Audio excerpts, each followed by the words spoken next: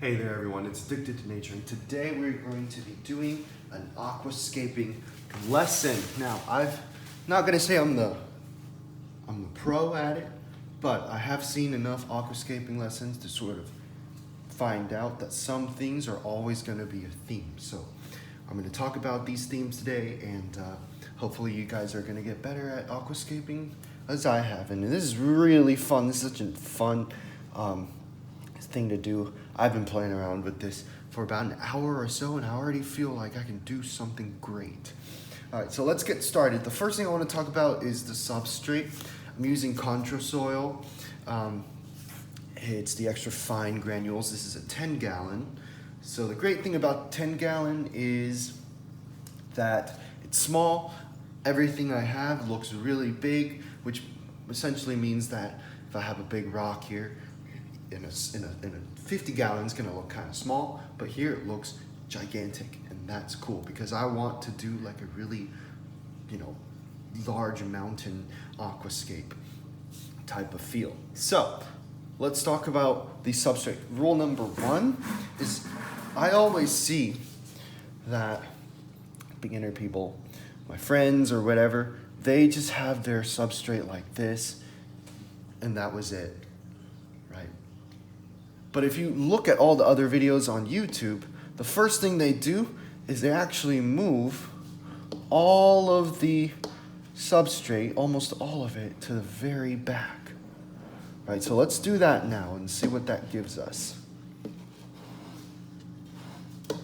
And when I'm doing aquascaping, don't be afraid to just remove substrate if you feel like you added too much.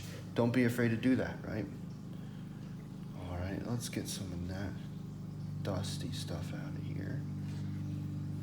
And usually people would use sort of like a spade or something, but I don't have a spade. I just have my hands. That's good enough. So overall, it's about 3 to 4 inches here if I were to lay it flat.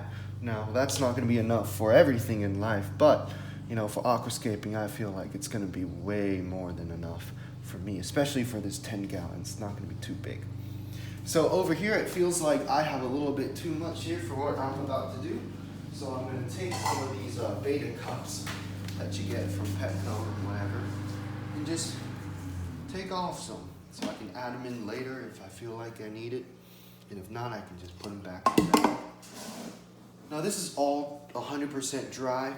There's a little bit of moisture in the rocks that I'm going to put on because I washed them earlier. But most of the time, everything's fine, everything's good. So let's see what we can do now.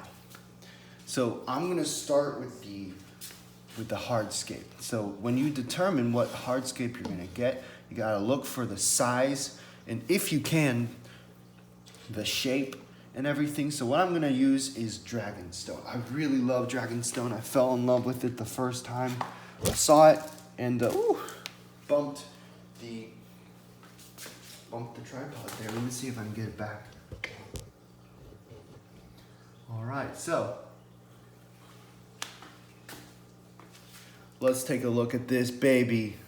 That's a huge piece of Dragonstone there. All right, move the light a little bit so it'll fit in. And so now you have this here, and what I did with that sloping background is I gave it a sense of depth, of this aquascape being longer into the back than it actually is, right? Because if it was flat, you would just look through and that was it. But if I were to move this back a little bit, have the back come up, it's gonna look so much better. All right, so now I have this guy, and it's my job to move the light back to where it was. Let's see. Do I really like that? Actually, I feel like we could do better. So why don't we turn this over here? And this is a trick that I learned pretty early on, is if you were to, I don't really like that. That was pretty much the same as it was. If you were to sort of actually just tilt this forward a little bit, like so, you actually give it a much better sense of scale. You make it look kind of imposing, kind of ominous, right? So let's do that. Let's tilt it forward just a little bit so that when the light shines, you can see a little bit of shadow in the front, and that's gonna look so great. A little bit of shadow in the front, it's gonna be great. All right, so it looks like we need to actually fill in a little bit here. So I'm gonna take my my soil, my Controsoil. I'm just gonna fill in the back here and make it kind of go forward like that. Doesn't matter if I get it on the rock, because we can always take it out in the end with a brush or so if I really wanted one. And I'm gonna fill that in, I'm gonna fill that in. I'm gonna fill that in. Okay, what do we have here? So we actually have a really good rock. Right, it looks great, everything's great. So let's talk a little bit about the rule of thirds here. You might have heard it before on your other videos. Rule of thirds is you split this tank into 9 sections, right? And every time one of these lines cross, I don't actually have a marker, but you're just gonna have to bear with me. Every time one of these crosses, you want it to be like a focal point. Okay, so let's talk about this. Whoa. I didn't place this straight in the middle. You could, I'm not saying you can't, but what I did is I put it off to the side so that I have something else I can add here, right? So let's look at what I can do. I have the rule of thirds. I have the focal point being one of these things here. That's great, all right? And also, one of the triangles that you want to talk about is the triangle that goes from the edge of this tank right here all the way in the back, the edge of this tank all the way in the back. So what do I see now? I actually see that this rock isn't fully on the triangle. I drew it with my finger here for you. Here, all the way to the edge here. It's actually slanted a little bit towards the side, so if I drew it, the line would actually be here. So I could actually choose to turn this over just a little bit and make it so much better here.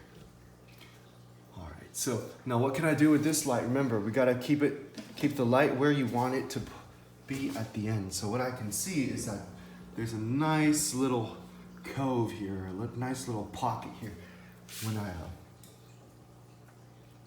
actually put everything in. All right, so what's next? We can keep adding, and the next rock that I'm gonna get, the smaller rock, looks like this. You can see there's a little bit of Controsoil on it already, but we're just gonna keep it, let's put it here in the back.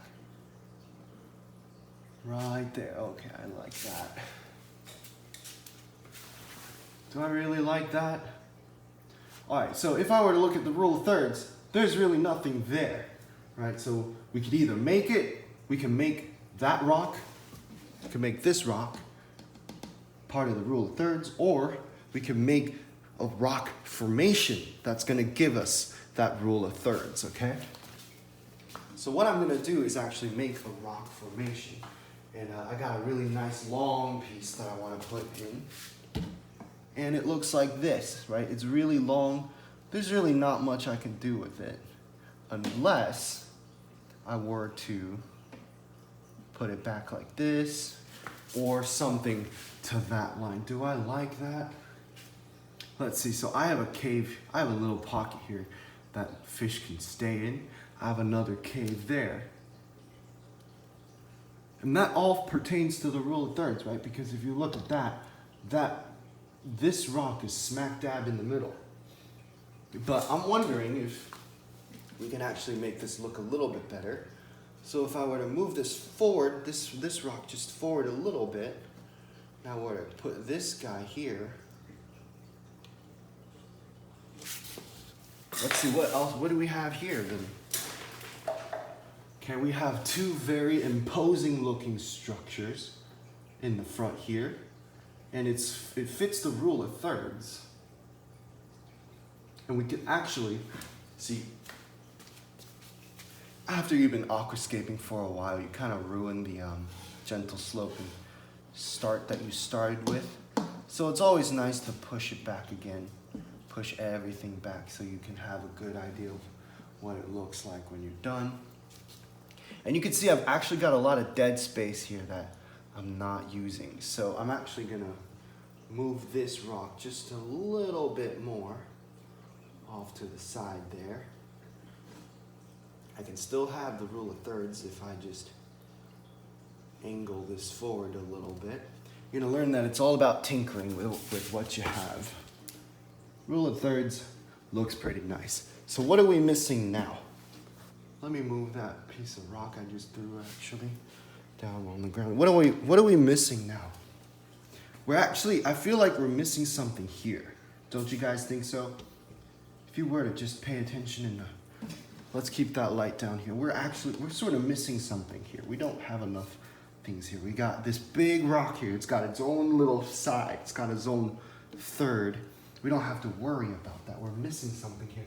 So I can either choose to add a small piece now off to the side like this and make it look like it's part of the aquascape, like that. Where do I point these tips? Where do I point these angles? You can see that I pointed this up at a slant.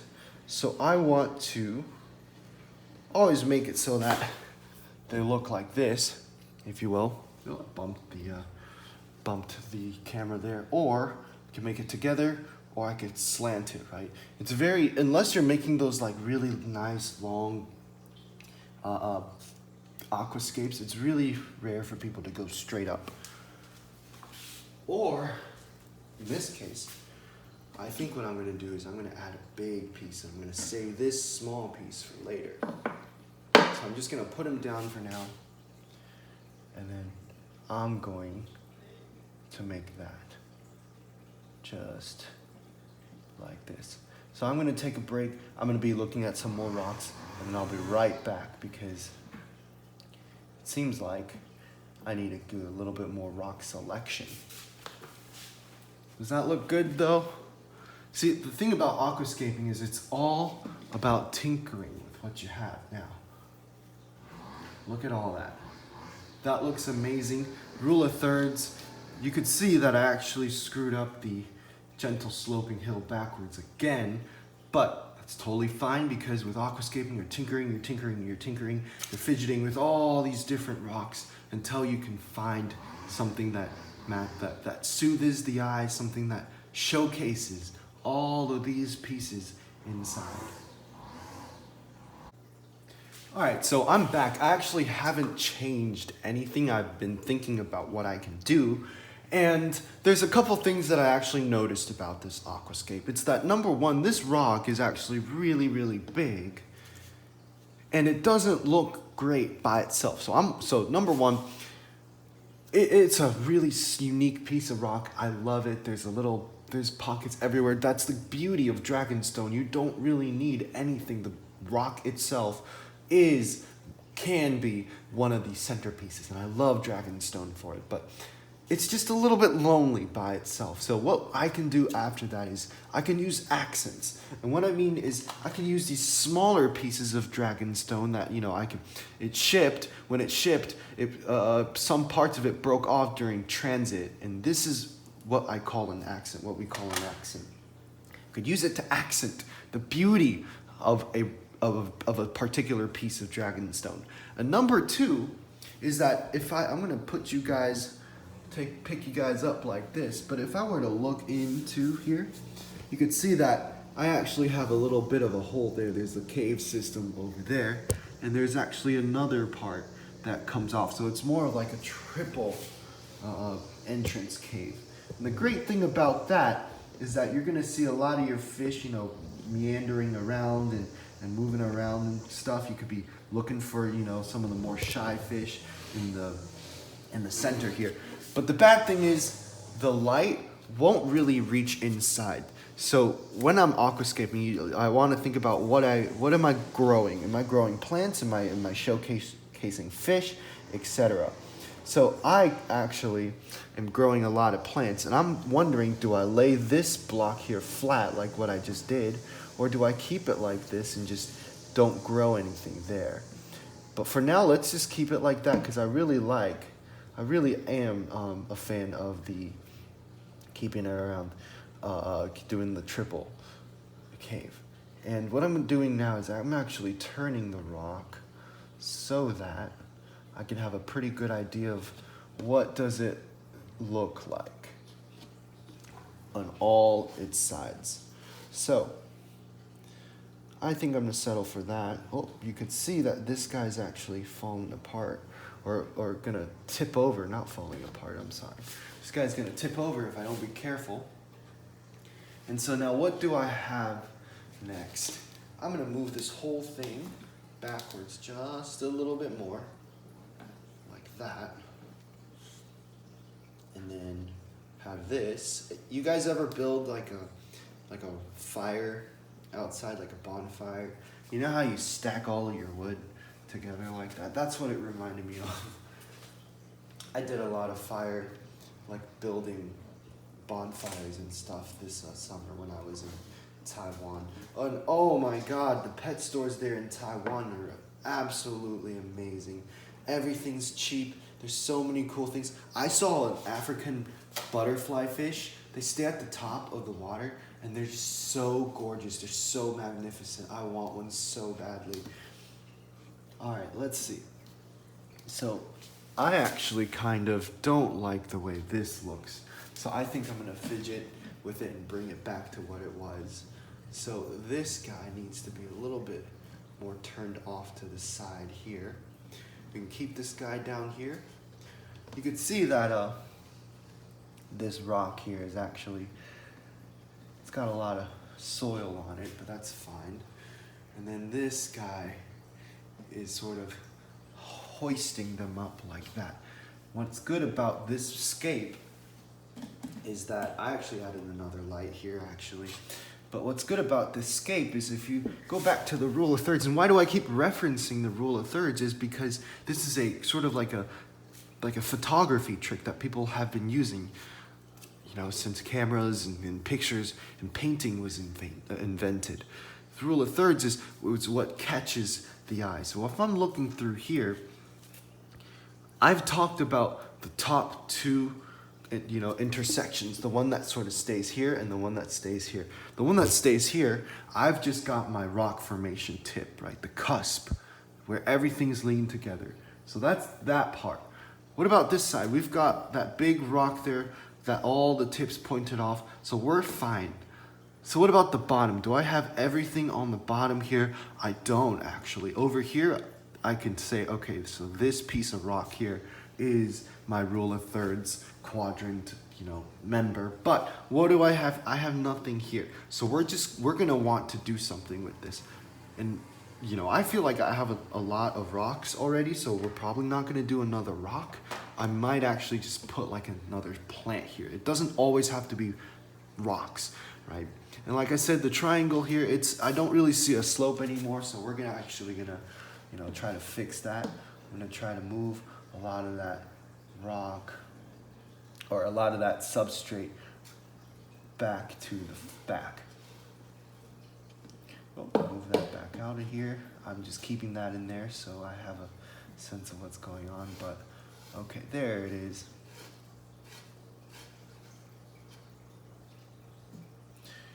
And I think I'm gonna get,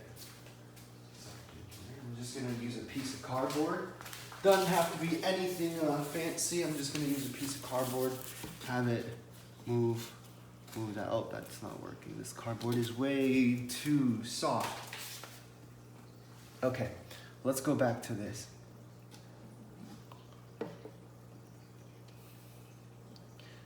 Oh, I'm gonna add some more substrate in the back. It doesn't feel like it's enough of a slope. So once again, if I let it hit the wall, hit the glass, it'll sort of just come off on its own, and that's great for me.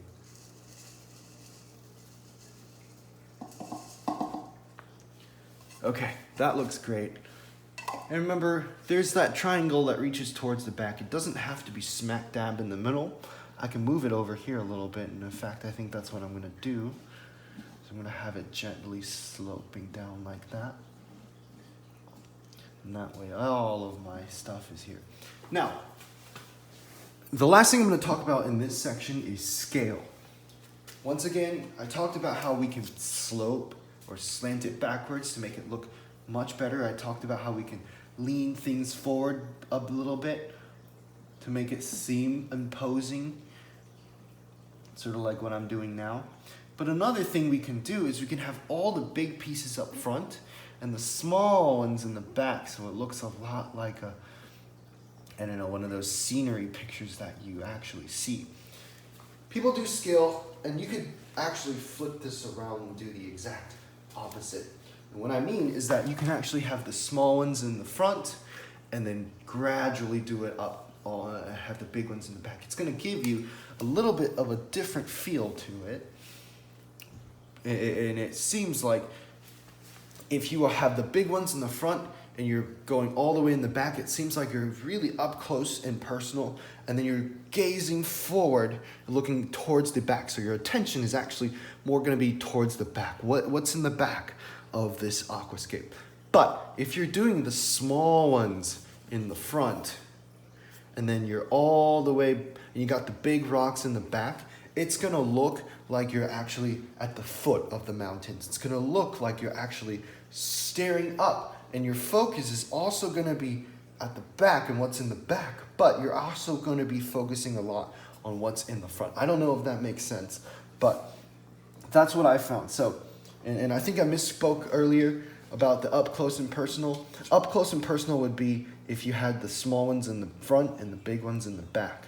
Now that's like you're standing at the foot of the mountains. But if you have the big ones in the front and the small ones in the back, it's like your focus is actually stretched towards the middle section or the later section of this aquascape. So I'm going to end it here. I'm going to come back for a little bit of accenting, and that's going to be part 2. And I hope you guys all enjoyed this video, and get tuned for number 2.